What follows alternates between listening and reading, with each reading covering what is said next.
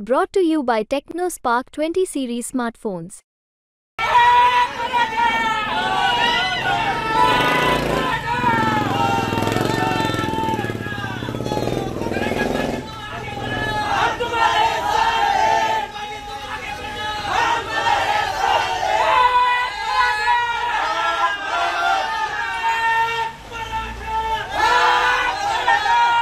मिळावं म्हणून मनोज जरांगे पाटील गेले अनेक दिवसापासून उपोषण करतात, आंदोलन करतायत.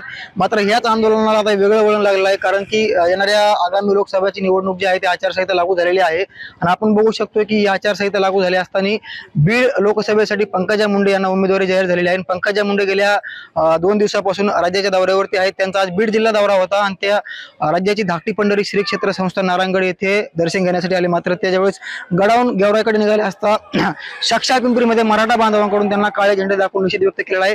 कारण की मराठा समाजाला जोपर्यंत आरक्षण मिळत नाही तोपर्यंत कुठल्याही पुढाऱ्यांना आम्ही गावात येऊ देणार नाहीत असा ठरावच साक्षा पिंपरी ग्रामपंचायतने घेतला होता. या ठिकाणी आपण बघू शकतो कशा पद्धतीने असं बोर्ड देखील लावलेला आहे. त्यावरती म्हटलेलं आहे की मराठा आरक्षण मिळेपर्यंत सर्व नेत्यांना गाव प्रवेश बंदी आहे. जोपर्यंत आरक्षण मिळत नाही तोपर्यंत आम्ही कोणत्याही पुढाऱ्यांना गावात येऊ देणार नाही असाच एक मेसेज आहे. आज त्याच पद्धतीने पंकजा मुंडे जे आहेत ते बीड लोकसभेच्या उमेदवार भाजपाच्या त्या गावातून ज्यावेळेस प्रवेश करीत होते त्यावेळेस मराठा बांधवांकडून एक मराठा लाख मराठाच्या घोषणा देत पंकजा मुंडे यांना काळे झेंडे दाखवून निषेध व्यक्त केलेला आहे. त्याच मराठा बांधवांवरती जे आहे बीड ग्रामीण पोलीस ठाण्यामध्ये आचारसंहितेचा भंग केला, जमाबंदी आदेशाचं उल्लंघन केलं, त्या प्रकरणी 5 जे आरोपींचे जे आहेत ते नाव समोर आलेले आहेत आणि एकंदरीत संपूर्ण जे आरोपी आहेत 10 आरोपी आहेत यांच्यावरती गुन्हे दाखल केलेले आहेत. ज्यांच्यावरती गुन्हे दाखल आहेत तेच आपल्यासोबत आहेत. एकंदरीत काय झालेलं आहे, कशामुळे नेमकी काळे झेंडे दाखल होते, त्यांची काय भावना आहे आणि झालेला जे संपूर्ण प्रकार आहे या संदर्भात त्यांचं काय म्हणणं आहे, काय सांगाल. एकंदरीत पंकजा मुंडे यांच्या ताफ्याला काळे झेंडे दाखवले आहेत, काय मागणी तुमच्यावर गुन्हे दाखल आहेत? बिलकुल आमच्यावर गुन्हे दाखल होते, तो हरकत नाहीये. पण आम्ही का न दाखवा ह्या विषय आम्ही तुम्हाला विचारतो का? ठीक आहे, त्यांना विचारतो. आम्ही आमच्या हक्कासाठी मागतोय, ठीक आहे. आम्ही त्यांची गाडी अडवली, ते रस्त्याने जात होते, आमचा हक्क आम्ही बजावला, त्यांनी त्यांचा हक्क बजावा. त्यांनी आम्हाला आरक्षण देऊन त्यांचा हक्क त्यांनी बजावा आमच्यासाठी. दुसरी गोष्ट आहे, तुम्ही ही दंडमशाही आहे भाजप सरकारची, त्याला आपण समाजासाठी काही कार्य असं म्हणू शकत नाही. स्वातंत्र्य आहे प्रत्येकाला. मग आपण जर इंग्रज काळात असं होतं की तुम्हाला काही करायचं असेल त्याला विचारावं लागत होतं. तोच प्रकार आहे. तुम्ही कोणते कपडे घालावा, लाल कलर का व्हाईट कलर, हे भाजपचं म्हणणं आहे. एखाद्या जर लाल कपडा घातला ते म्हणतात नाही हा देशद्रोही आहे, आणि व्हाईट कपडा घातला ते म्हणतात नाही आमचा भक्त आहे. लोक करोडो रुपये घोटाळा करून जाते, भाजपमध्ये गेले म्हणजे व्हाईट होते. चांगल्या माणसाने जर फ्रॉड केला किंवा वाईट माणसाने केला तिथे गेला एक शुद्ध झाला. म्हणजे गंगा राम तेरी गंगा मैली, म्हणजे गंगा मळली यांची, त्यांच्याकडे आंघोळ केली शुद्ध होतात. आणि लोकांनी आयुष्य घातलं समाजासाठी चांगलं करण्यासाठी, त्याला हे पापी म्हणतात. म्हणजे हा ऐका योग्य मार्ग नाहीये.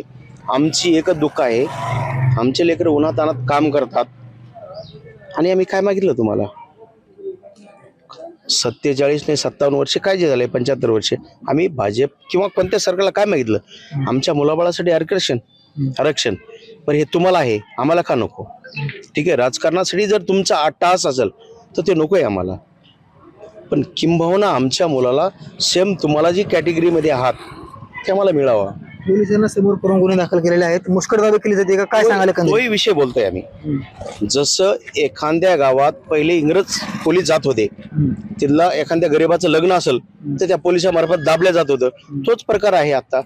देवेंद्र फडणवीसच्या नावाने गृहमंत्री आहेत, त्या नावाखाली पोलीस आले म्हणजे गावात कुठलंच कार्य करायचं नाही, हिंदू मंदिरावर ध्वज लावायचं नाही. भगवा हे हिंदूचं प्रतीक आहे, तो जर काढत असेल ती नामुष्की आहे. माझा एक महत्त्वाचा प्रश्न आहे, गुन्हे दाखल झालेले आहेत तुमच्यावरती, सरकारला तुम्ही काय सांगणार? देणार मी आहे. हे गुन्हे म्हणजे जबरदस्तीने दाखल केले आहेत. तुम्ही तुमच्या हक्कासाठी मागताय, याला गुन्हा जबरदस्ती तुमच्या लादलेला गुन्हा आहे. यांच्या नेत्याचे फोटो कुठल्या चौकात लागले तर ते देशभक्त आहेत, आणि आम्ही आमच्या एखाद्या नेत्याचा फोटो लावून देशद्रोही आहेत. पंकजा मुंडेंना काय सांगणार? पंकजा मुंडेंना उमेदवार आहेत लोकसभेचे. पंकजा मुंडेला मी एवढंच सांगू शकतो तुम्हाला जर मराठीचं प्रेम हवं असेल, तुम्ही आरक्षणासाठी पाठिंबा द्यायला हवा होता. तुम्ही आरक्षणाविषयी बोलले नाही, याचा अर्थ आमचा द्वेष आहे, तुमच्याविषयी आमच्या मनात द्वेष आहे. आणि तुम्ही कितीही पोलीस डिपार्टमेंट मोहर करून सर्वसामान्य गुन्हे दाखल केले, त्याचा काही प्रभाव होणार. याच्या उलट तुम्हाला मराठा समाजाला रोषाला सामोरे जावं लागेल. नक्कीच बघू शकतो, असे जर पोलिसांना समोर करून जर आमच्यावर जर गुन्हे दाखल केले तर तुम्हाला रोषाला समोर जावं लागणार आहे. दुसरे देखील मावळे आहेत. काय सांगाल एकंदरीत दुपारी पंकजा मुंडे यांच्या गाडीला काळे झेंडे दाखवल्या प्रकरणी जवळपास 10 लोकांवरती गुन्हे दाखल केले आहेत. त्यांचं म्हणणं असं आहे की जमाबंदीचं उल्लंघन केलं आणि आचारसंहितेचा भंग केलाय. खरंच तुम्ही आचारसंहितेचा भंग केला काय आणि उल्लंघन केलंय का? आम्ही लोकशाही मार्गाने इथं पंकजा आता आमच्या गावात 11 वाजता सकाळी आल्या होत्या. त्यांच्या लोकशाही मार्गाने आम्ही आंदोलन केलं आहे आणि त्यांना काळे झेंडे दाखवून निषेध केलेला आहे. तर पंकजा अजून आमच्या गावातली गावबंदी ही उठवलेली नाहीये. आम्ही ग्रामपंचायत ठराव घेऊन ही गावबंदी पूर्ण केलेली आहे. अजून हे गावातले बॅनरही निघलेले नाहीत, तरीही ते नेते लोक येतात. मग आम्ही नेत्यांना बंद केलेले असताना नेत्यांचं यांचं काय कारण आहे? समजा आमच्या गावात याचं काय कारण आहे त्यांचं? आता तर गुन्हे दाखल झालेले आहेत, काय म्हणणं असणार आहे पंकजा मुंडेंना तुमचं? कारण ते लोकसभेचे उमेदवार आहेत. आम्ही ते गुन्हे जरी दाखल केले असले समजा, तर जे काही गुन्हे दाखल केलेले असले ती सजा आम्ही भोगायला तयार आहेत. आम्ही काही गुन्हा वगैरे काही केलेला नाहीये. समजा आम्ही काही त्यांच्या गाड्या वगैरे तोडल्या फोडलेल्या नाहीत. आम्ही फक्त एक निषेध म्हणून झेंडे दाखवलेले आहेत. त्याच्याबद्दल ते जर गुन्हे दाखल करत असतील तर ही खरंच सरकारची बळजबरी आहे आणि सरकारचा कुठेतरी आमच्या मराठा समाजावर अन्याय होत आहे.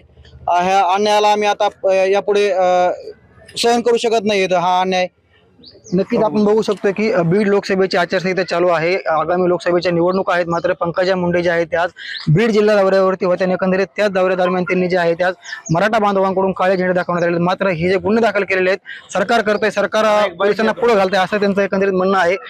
मी सध्याला साक्षात पिंपरी परिसरामध्ये उभा आहे आणि याच परिसरामध्ये गुन्हे दाखल झालेले आहेत. काय सांगाल एकंदरीत मराठा बांधवांवर जवळपास 10 लोकांवर गुन्हे दाखल केलेले आहेत?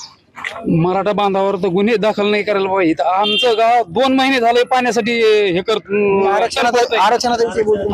आरक्षणाचं आम्हाला आरक्षण पाहिजेच ना.